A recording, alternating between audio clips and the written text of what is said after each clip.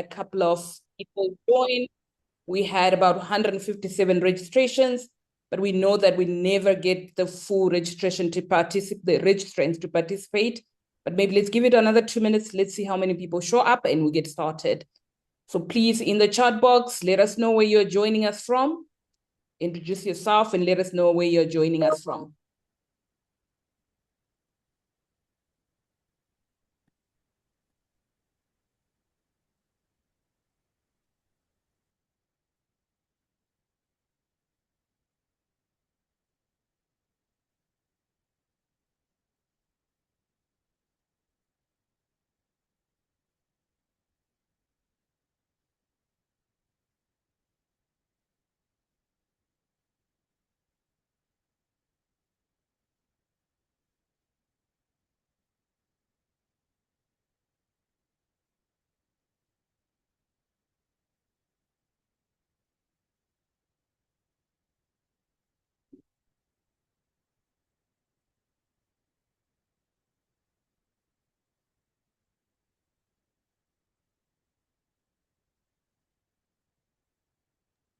All right, it is exactly a minute past 10. I think we'll get right into it. We've got 45 minutes, at most maybe 50 minutes. So we will get started. And thank you for all the introductions that we're seeing in the chat box. And thank you again for joining us for our monthly webinar. So we meet every month on a topic that is relevant for women in leadership. And we've been doing this for over a year. It's actually a year in this month because we started last year in March, and we meet every month and we have a conversation around a topical issue that women in leadership face. And today I'm so excited because we've got a guest. So I will introduce our guest today. But I think, remember again, what is our mission? The reason we come together to have these conversations as women leaders is that we want to transform survival-based leadership identities into emotional renewal, identity alignment for sustainable performance. We want to experience sustainable performance as women leaders. So thank you for joining this conversation. And we will get right into our conversation for today. So our conversation for today is the overperformance trap. So something that is experienced by many women leaders in many organizations and as a global issue, not even just as a Southern African issue. So that's today what we're talking about. But before we get into that, let me just introduce our guest. Today, we do have a guest who's going to help us with this conversation as we answer some of the pertinent questions surrounding this particular topic. Our guest today is Nomusa Lamini. She's a strategic business leader with over 30 years experience, and she's the founder of April OGS. So Nomusa is an accomplished executive renowned for driving transformation change across complex organizations with a track record of successfully managing and cultivating high-performing, agile teams that consistently deliver results across multiple geographies and the wider energy sector beyond oil and gas. Key achievements, she's been able to drive a revenue growth of $92 million, right, in a strategic initiative within 3.3 years. And she also had a volume growth of 107%, when she was leading an expansion project resulting in significant volume increase.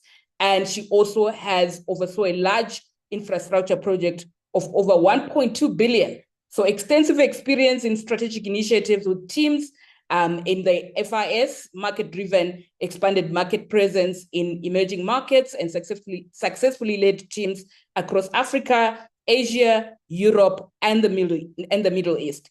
Proven expertise in business development, strategic planning, and operational excellence. We are spoiled today. We do have someone who has sat in those rooms that we sometimes all of us are wishing to sit in, as someone who has driven, multiple projects, but also not just multiple projects, but really financially savvy or financially, heavy projects, and as a female leader. And I guess going through all this or leading all of this definitely has had an impact on how, as a female leader, she's had to show up. So we are excited to have this conversation.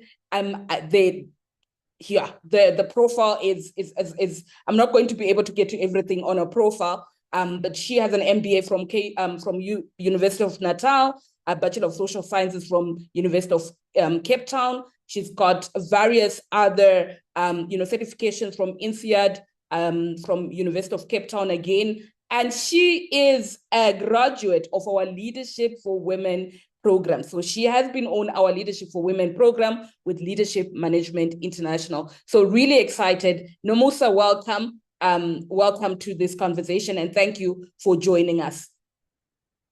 Thank you, and good morning, Dr. Mavis, and good morning, everybody. It is indeed a very interesting topic, and thank you for having me. Just as a way of a disclaimer, I remain a student on the topic of today. Happy to be here and happy to share my experiences. However, the journey is not done, ladies and gentlemen. So I humbly accept the talk. I humbly accept sharing my experiences. But as I say, I remain a student on this topic. Thank you, Nomusa. That is, really important because we never get done. We never arrive. It's a continuous process. So we continue to navigate it.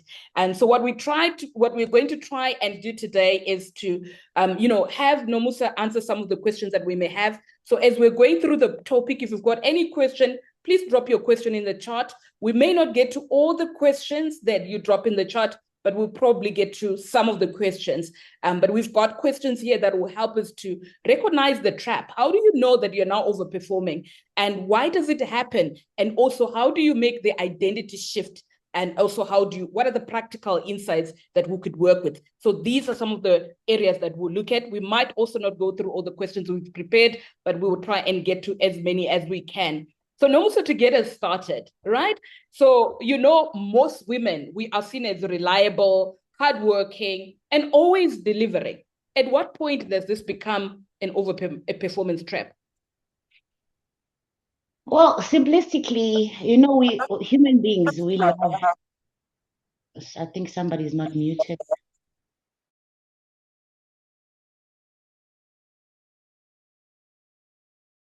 You're muted, Musa. Okay, I'm unmuted now. I was just feedback. Apologies for that. Yeah, just coming back to your question, I do think that as human beings, we are built such that we love being needed. And at a particular point, we do find ourselves being needed more than is necessary. And I think for me, that's the first sign that something's wrong. I think I must take off my Jabra speaker. Do you mind if I take off my Jabra speaker and see if my phone will, because I'm getting feedback. Okay, we're not getting feedback. Maybe at your end, it's clear on my end. It's better now. Is it better for you? Can you hear me better? Yeah. So as I was saying, look, I think the idea of being needed and super needed in your organization is always the first red flag. The second side of things is really when you start neglecting yourself. I think when we take stock in terms of how else we are spending our time besides our daily jobs, we all can recognize that we're no longer fulfilling other aspects of your role. Of our role or existence, as it were. So I think the trap really starts to show itself when you're being needed more than would be otherwise deemed normal. Okay, thank you for sharing that. So we can, overextend ourselves because of the need to be needed. So we start even neglecting ourselves. And I think that's one of the key signs. When you start neglecting yourself, you have no time for self, no time for other parts of your life. So we've got other key dimensions of life. If all you do is now work, work, work, but you're neglecting family, you're neglecting physical and health, you're neglecting your social and cultural, that maybe is a sign that, now you're neglecting yourself. Thank you for that, Nomusa. So looking back at your leadership journey, when did you first realize that working harder was no longer the solution? I think for me, it hit me when I was on the hot seat. I was on a hot seat as an executive. I was no longer having a contained list of stakeholders, as in my direct peers, my direct team, but now I had a wider stakeholder matrix whose expectations I had to meet. And unfortunately, at that time, one would say it's too late, but it's never too late to make a change. ideally you wanna be aware of such things before you hit a role that demands so much of you in terms of stakeholder wise and meeting expectations of a range of stakeholders than what you would ordinarily have when you are in a junior to mid management position. Thank you for that. Thanks for that, Nomusa. So yes, you now have multiple stakeholders to service, but you now realize that, you're still wanting to be operational, working so hard, trying to get to everything, and you are not now engaging with your various stakeholders and influencing, because I think that becomes more important, right? The influencing becomes more important. Absolutely. Okay, all right. Thank you for that. And our next question is, what are the subtle signs that a leader is crossed over from high performance to over functioning? Because I think we want to be high performing. So sometimes we use high performing with over functioning. How do you know the difference? Well, Mavis, I think we touched on it earlier when we say, our roles are not just to fulfill the jobs that we occupy. Our roles, I mean, if I look at my personal example, I may not be married, I don't have children, but I am an auntie to many kids. I have lots of nephews and nieces. I have siblings, I have friends, I have family, I have myself who demands time also in terms of self-care. So I do believe that, the first signal is when you start neglecting the other parts of what makes Mavis, what makes Nomusa. And you would know by asking yourself basic questions. When last was I at the gym? When last did I go walking on the beach? When last did I go to church, if it's what you believe in?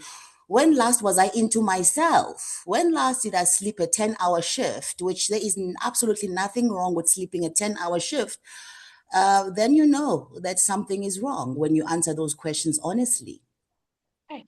If you are listening to this conversation and you can hear something that's resonating, please drop in the chat what part of this conversation or what part of what we've said so far, resonates, or you can actually observe it in your own sort of life as a woman leader right now. Please keep the chat busy. Okay, our next question is why do you think high-performing women are vulnerable to overperformance? So you're already high performing a female leader, but we are generalizing in this topic. That must be noted that we are generalizing, because I think some of the symptoms that you see in high performing women, you tend to see in some men as well in the workplace. And it is my only belief that at a particular point, this becomes an adrenaline rush, and we become so addicted to the drug. It becomes our identity. You do not identify necessarily with doing less, because in your mind, doing less is not synonymous with productivity and growth. And I think at the end of the day, what got us here as hardworking people, is what got us into the habits that we've built over time. So it is a drug. Adrenaline is a drug that needs to be fed with a particular diet all the time. And it's constantly going to be asking for more and more. And the more you accomplish, the more you want to fuel the drug, or call it the disease and not the drug, the disease itself. So it does become something of a rush. So it becomes more than just the action. It actually becomes biological. Yeah, Yep. it becomes psychological, where you actually are wired that way. You're conditioned to overwork. You're conditioned to overperform. Yep. Breaking that habit actually becomes a struggle, because it also becomes an identity, as you say. So you are now identifying with hardworking that, if you're not doing that, you don't feel like you're anybody. It almost like feels like an erosion of your identity as a person. Wow, Thank you for that. Thanks for sharing that. Okay, and then let's get to the next question. What happens to strategic leadership when a senior leader is constantly in execution mode? Well, frankly, I'll go back to the point I made earlier about the fact that when you are an executive, you now find yourself in a spectrum of stakeholders. And I think each stakeholder has got expectations that must be fed. So when you are in a constant moving or execution mode, you tend to miss entirely what the expectations are on you at that particular level. And I think to a degree, some of us even stop to look at the review mirror, or even engage in a moment of foresight, because we are just so busy executing. And sadly, it does often mean that you don't see people around you, and people who may be needing your airtime too, like your team, other important stakeholders. And I would say the biggest red flag in this is that planning as a critical enabler to any leader is therefore out of the window. Yeah. So you're not planning, you're just reacting. Yep. Okay. All right. And how does overperformance affect team development and accountability? So you're leading a team, but you're in an open board all the time. How does that affect you or your ability to lead that particular team or to even hold team members accountable? People are different. And I think leaders will identify with the fact that you can find yourself in a situation where some of your team members mimic your behaviors, which means you are further entrenching this very cycle of madness. It's nice at the start because you get, overperformance through maybe 4 individuals in your team because they want to be like you and they're doing what they see, monkey see, monkey do. And then you get the general crowd of people who tend to think, well, I can just coast along and nobody will see me because after all, she is almighty superwoman and she will do it. Yeah. So and that can lead to resentment on the part of the 4 individuals in your team that are mimicking your behavior and being accountable. And then the rest of the coasters, yeah, they get away with murder. So you as a leader yourself aren't aware of when to celebrate success in your team and also when to call out specific behaviors that could be undermining the performance of the unit and not of the individuals per se. It is about the performance of the overall unit that we try and seek to influence and not individuals in the team. So when the unit is not cohesively working together, it will create tensions within individuals in the team. It might also even affect your performance goals or what you hope to achieve because you're not moving as one. Wow, thank you for sharing that. The mimicking of the behavior. So really monkey see, monkey do. So you start to have an overworking team. This is important because I actually had a kickoff for a leadership for women yesterday. And one of the leaders that I'm taking through the process said this one thing, that she's got team members that she's not holding accountable. So they're not delivering. But she's got team who have actually said what you've just named now, have mimicked her behavior, but they're burning out. It's not sustainable. Both of them are not, which is interesting. Okay, thank you for that. Okay, Jabulile says, as an HR professional, I end up carrying the burden of employees and the managers, but there's no one available for me to offer support. I end up asking the question, who is HR for HR? Yeah, very interesting. Who is HR for HR? Because everybody comes to HR. Where are you going to? What is your support structure? Where do you go to as an HR personnel or as an HR person? So thank you for sharing that very important sort of reflection that when us as managers and as employees of an organization are constantly going to HR, do we even ever think what they are having to hold for us as HR people, but also where do they go when they also need what they need? I've popped in a question in the chat box. So if you're listening today, what is one responsibility you're currently carrying that should actually sit with your team? Would love to hear that from you. What is the one, because of the operational sort of identity you have wired yourself to, what is the one thing that you are carrying that should be sitting with your team? Okay, what are you carrying that should be sitting with your team? So many women leaders say this, if I don't do it, it won't get done properly. It's a dangerous statement to make because the mirror reflects right back at you as a leader often on that answer. It does, because why are they not doing what you are asking them to do? I'm going to say this. I'm going to say it takes time to get to know people. That's the number one thing. It takes time and even longer time to build trust in your people. Yeah. And it even takes longer time to create a common alignment with people, whether it's directly within your team or outside, because an organization is not just made up of your team, it's made up of all the other enabling functions. So when we're talking about taking people on a journey and creating alignment around a specific goal or a vision, it often means beyond your team, that we actually spend the requisite amount of time building that knowledge of your teams, who is good at what and who is, doesn't like tasks that has to do with admin or processes or governance. And when we do devote such time in getting to know our teams and creating that common alignment around a specific goal and actually getting a debate around, a dialogue around the specific goal, not just topping down the goal, because often goals are not executed on because people don't know what's in it for me.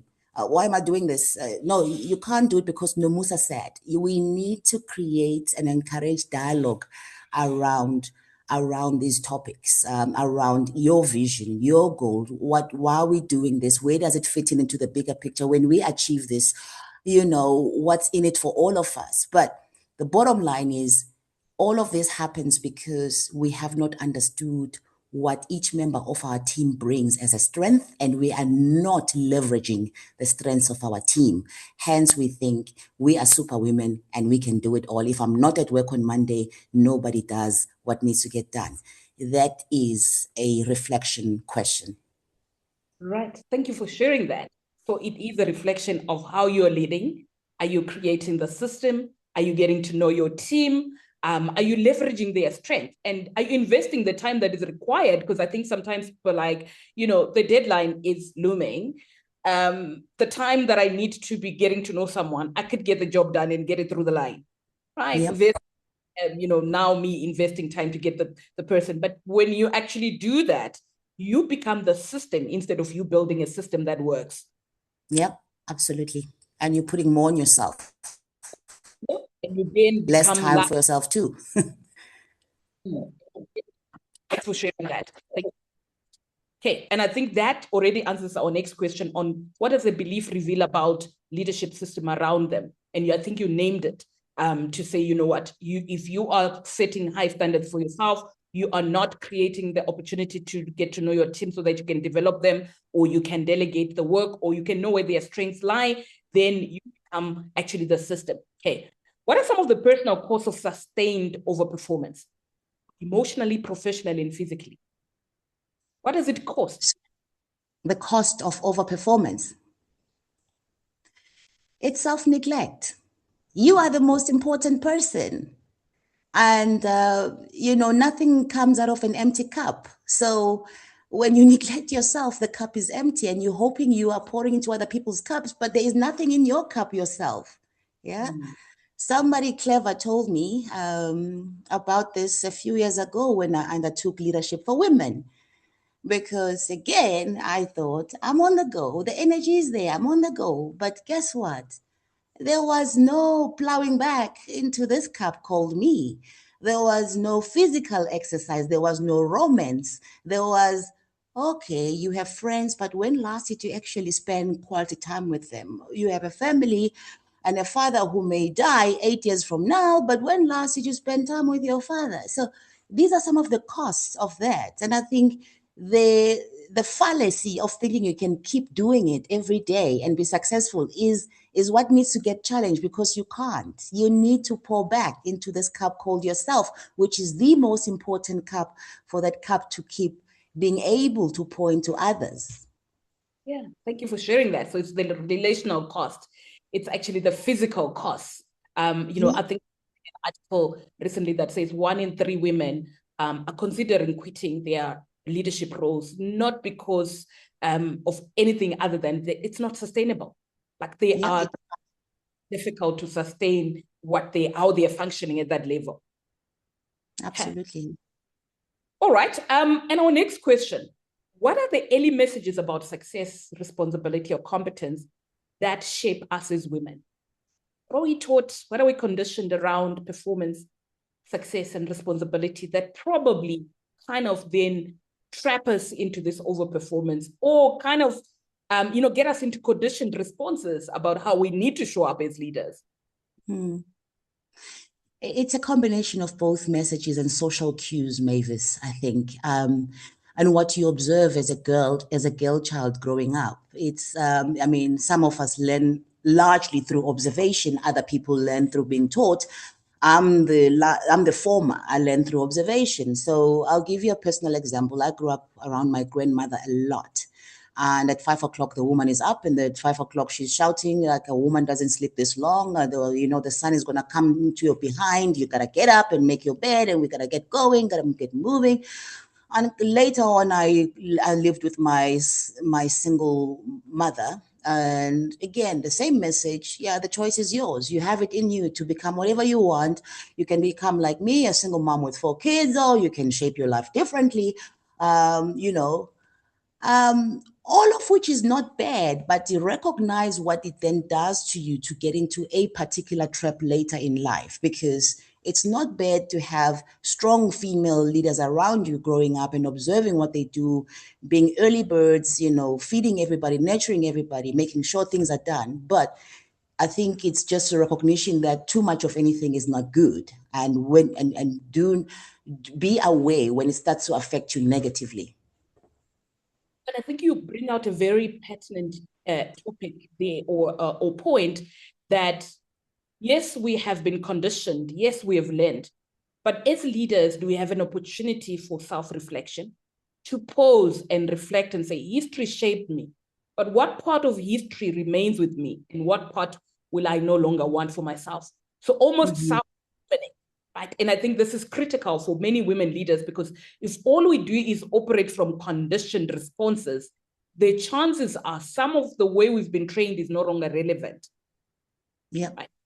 Us to become who be what we're not, what is not needed, right? Be what is not needed. Okay. So it can cost us tremendously, to the point that we have been discussing here. In your experience in organizational cultures, sometimes organizations reward overfunctioning without recognizing the cost.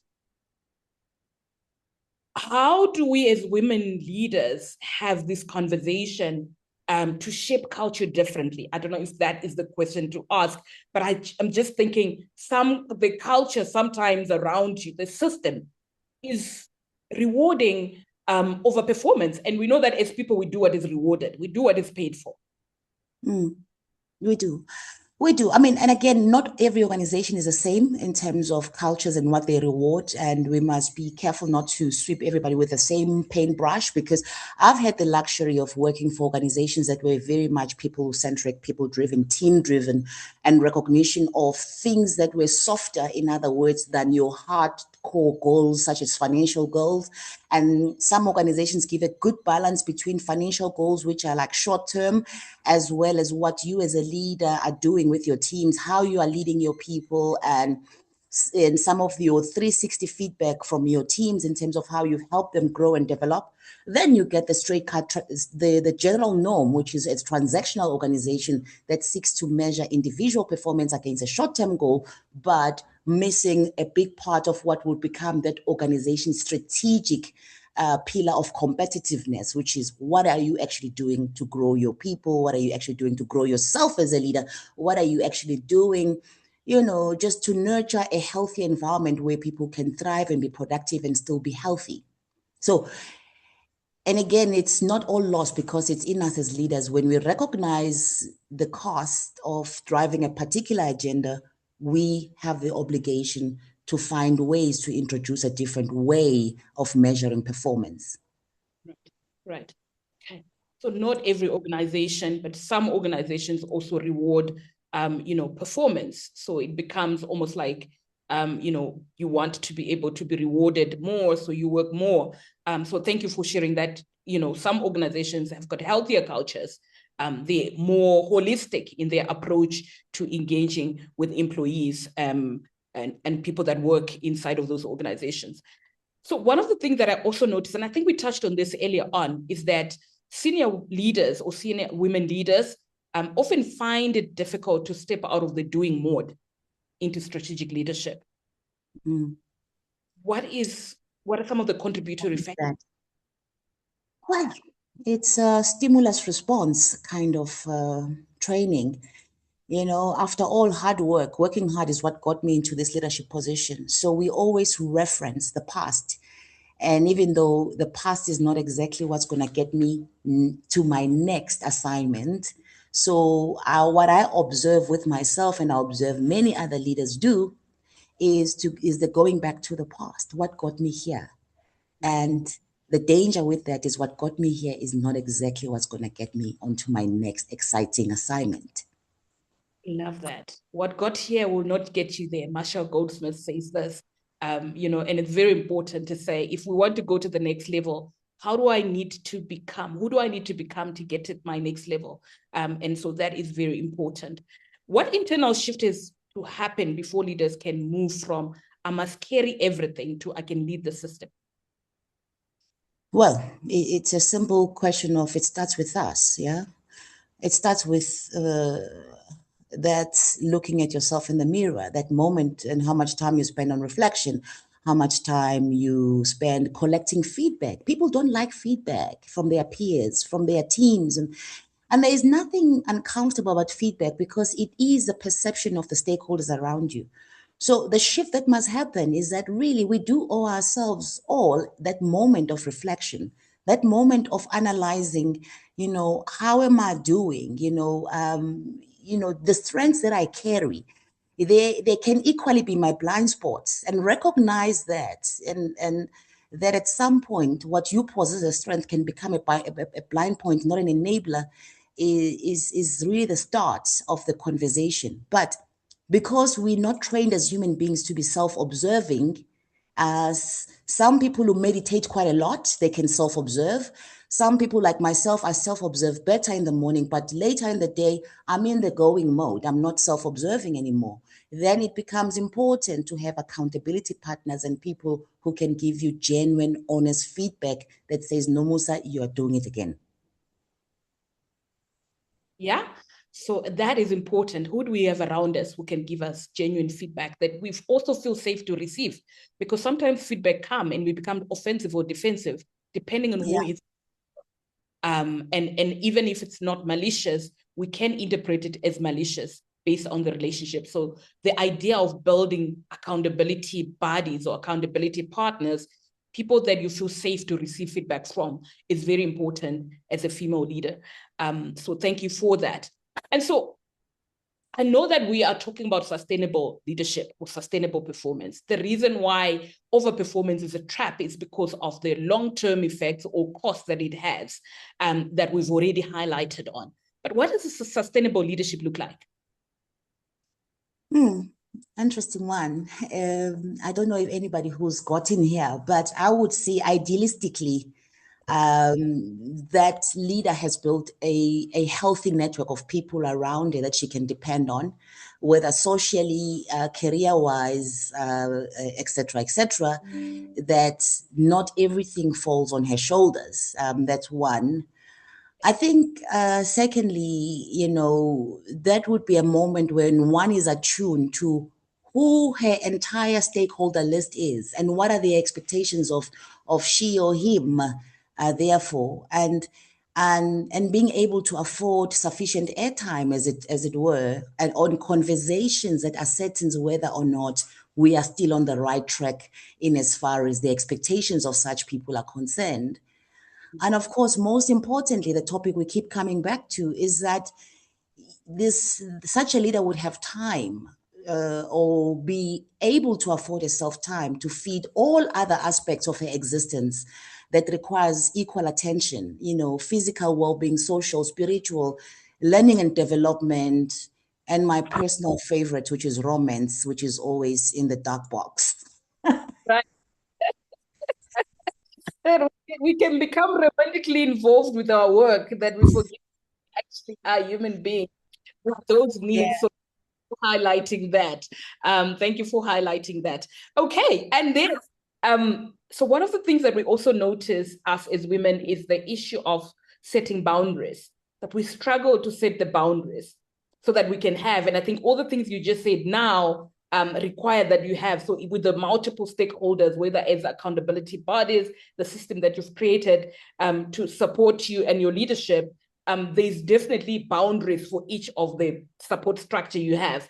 And we often struggle with boundaries as women. I think it's because of conditioning. We're trained to care, we're trained to be available. And so we start then to battle between, saying, no, not now, or not at all. It's just not something that I will do. What is your advice, or what has worked for you in terms of setting boundaries? It boils down to the question, are you the kind of woman who gets up and go every morning? You get up, you get into the shower, and you drive your car and you're in the office. Or do you start your day with a personal hour? Yeah, and that personal hour is important. Personal hour or two. If you include exercise, it's 2 hours because yes, 1 hour is for exercise. But then there's this magic word that is underplayed called planning, planning, planning, planning. Plan your week, plan your day, plan your month calendar. And the nice thing about today's world is that we have technology to help us do these things. So if you are in the habit of jumping into the shower, jumping into the car without taking time to plan, you're always going to find yourself that your boundaries are going to be compromised because somebody must call you at 6 o'clock when you are having dinner with your family or you're having dinner with your friends and somebody forgot to say something in the office. However, if you have planned and you've allocated responsibilities accordingly and everybody knows what they're working towards in terms of this week's goals, we shouldn't really be tripping into others' personal time as leaders or vice versa. I love the link between if goals are clear, will not be, getting into each other's time. That is powerful, right? But without clear goals, then we will find ourselves lingering in everybody's business instead of actually just really. I love that. That is powerful. This is a powerful reframe. I don't know if there are any questions. Please pop questions in the chat box if you do have any questions. Nomusa, you and I had a conversation, and one of the things that I asked you when I have seen you transition from GM to CEO, now to starting to becoming a founder, and I asked, and this was actually out of my own admiration for you as a female leader, to say, how did you do this? And one thing that you said was, I wish I had learned the things that I learned in the Leadership for Women many years ago. Please give kind of a preview of the Leadership for Women, what it did for you, why you went on that program. What would you say to women leaders that are in this conversation today? No, thank you. Women for Leadership changed my life. It changed my life because it took place right at the time when I was pushing 15-hour days, and there wasn't much else happening in my life other than this 15-hour day. And once I've closed off the day with a glass of wine, I thought my life was complete. And so Leadership for Women helped me in terms of reflecting on some of this impetus that I'm constantly on. I'm always on a drive. Why are you always on a drive? It helped me unpack some of the stereotypes that are associated, stereotypes that I was still carrying at the time. What notions of women in society exist and what notion of female executive exists in society and the burden that comes with such notions. And it helped me understand even more. One thing I've not forgotten is the 8 aspects that makes a total, the notion of a total person. Because I was a functioning person who was feeding one square, perhaps, of that notion of the total person.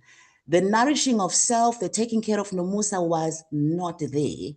And I seriously thought, like many women, when I take 1 hour to jog in the morning, I'm stealing the boss's time. I could be doing something else. When I'm taking time to go into some self-development program, which might require 4 hours in a week from me, I'm taking my boss's time. There was a lot of guilt associated with nurturing Nomusa, guilt that I don't have nowadays. And it's also helped me set the boundaries to say, actually, with all of my bosses before this current state I'm in, I do not start work before 9. I start at 9 o'clock. And why? Because that first 6:30 to 7:30, I'm doing this exercise. Then I get home. Then I quickly prepare a healthy lunch for me, not some sandwich that people shove down their mouths every day and they think they're going to be healthy. I don't do those things anymore. But also, pushing long hours happens, but it can't be a constant in your organization. When pushing long hours every day is a constant, then you all as a leadership team must come back and sit down and assess why this is happening. Right, right. So that's powerful. Thank you for sharing that. You highlighted the guilty of taking care of self, and I think that's a conditioned response. What I also notice when we are talking about the leadership for women, and we kind of having conversations with potential participants, one of the things that I notice is I don't know whether to call it guilty, but because we are so used to our value being discounted. So when you raise the leadership for women and what it costs, you often see women saying, not even verbalizing it, but you can kind of sense it to say, am I worth the amount of money that goes into this program? So they discount themselves before they even go and negotiate for their own development or motivate for their own development or advocate for their own development. So they just look at the price. I'm like, no, instead of just really going to the organization to get this paid, you had this paid by your organization. I don't know if you had to advocate, but what would you say to women who kind of discount themselves by just looking at the price and start to think about your self-worth instead of the value that you can get from the program? Oh, that is sad if people look at the price of the program and say that, because ultimately, I think for most of us, and if you look at the financial contribution that we bring to these organizations, it's the cost of the program is 0.00000 something of your total contribution to the entity. And if the program is going to bring a better version of yourself into the workplace, then why is there even a debate? And I think it's the wiring, it's the conditioning. We've been taught to be cautious around money as women. So we will safeguard it, right? And so we will not advocate for our own development, which is a conditioned response. And to your point, being able to reflect on that is part of the leadership development and it's part of the leadership growth. I don't know if there are any questions. If there's anyone who's got a question, we're going to open the floor for questions. We'll take 1 or 2 questions. We just have 3 minutes. If there's anyone with a question for Nomusa, for myself, if you have a question, you can unmute and ask a question. I'm also looking in the chat box to see if there are any questions that we can answer in the chat box before we end in the next 3 minutes. Okay, if you have a question, you can raise your hand or you can just unmute and ask the question. Okay. Do we have any questions? So if you're here and you have been listening to this conversation, what resonated the most with you from this conversation? So if you don't have a question, using the chat box, what resonated the most from this conversation? What are you taking away from this conversation? Right. What are you taking away from this conversation? You have been listening to this conversation, the questions we've been answering on some of the challenges that we face as women leaders. What are you taking away as from this conversation? It often feels as we function rather well despite working with our